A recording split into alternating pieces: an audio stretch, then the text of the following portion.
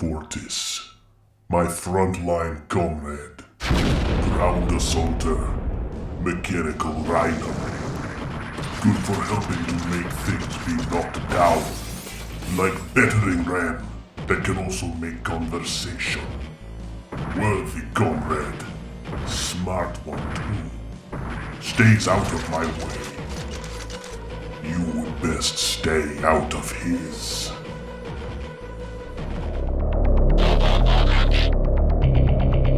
Ladies and gentlemen, this is internet personality Vangelus with the next name in the lineage of the Ferociously dynasty.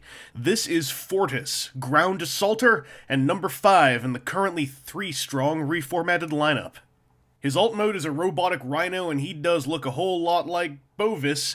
Fortis features a new horned head and 3-toed feet, but most of the rest of his Rhino form shares components with his brother Ferocon. However, Fortis literally inverts a lot of the arrangement of those parts. His top side is Bovis's underside, and vice versa. Each of his thighs are flipped in orientation, too.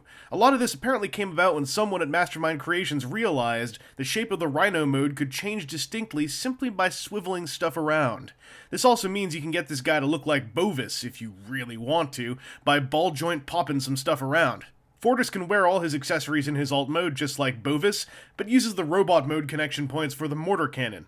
You know, I look at these two weaponized robo-beasts and I think to myself, what if these guys were in a Spider-Man movie, maybe played by Paul Giamatti? And then I discovered I'm a psychic, man.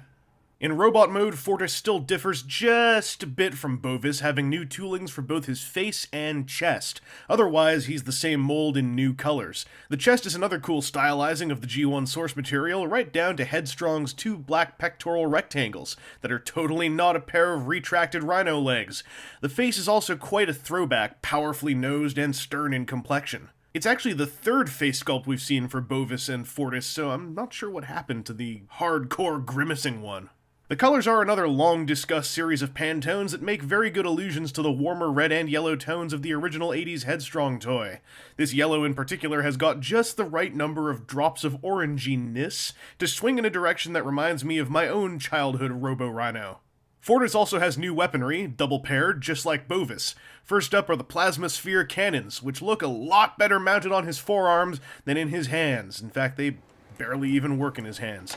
The barrels can slide in, which gives them a super compact appearance that is, oddly, harder to blend into Fortis' aesthetic than when the barrels are elongated.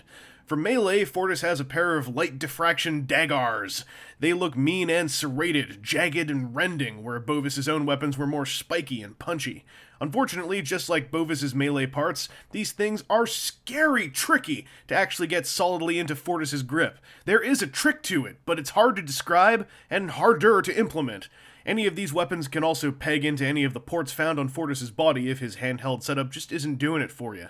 He's also got a twin mortar launcher, fully identical to Bovis's aside from the thumb placement of the mysterious fist locked inside. I still love the look of either of these guys when they're wielding the thing by both of its handles. Carrying artillery around like a Nerf gun just makes me smile. Finally, Fortis comes with a spare butt piece for Bovis.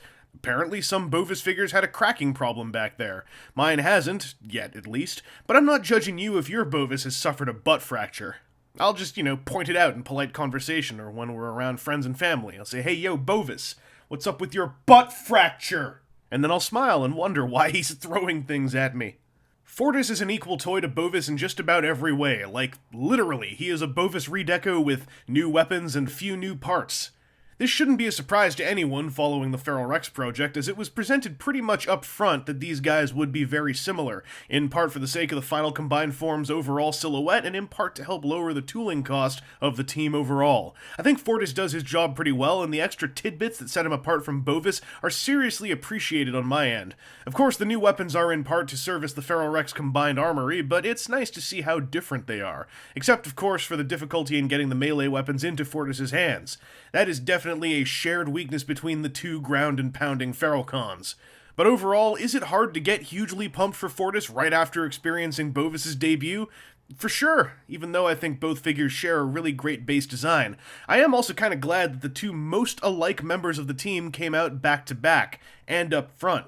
Fortis is still a good toy, but I think his reception would have been dulled really hardcore if he came out like 5th rather than 2nd.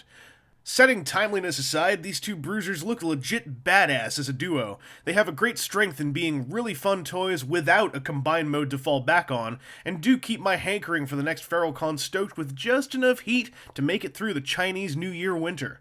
Anyway, this has been Internet Personality Vangelus, and it sounds as though Leo Dux is the next expected arrival from Mastermind Creations. Let's look forward to tons of armless Ferorex photo shoots, am I right?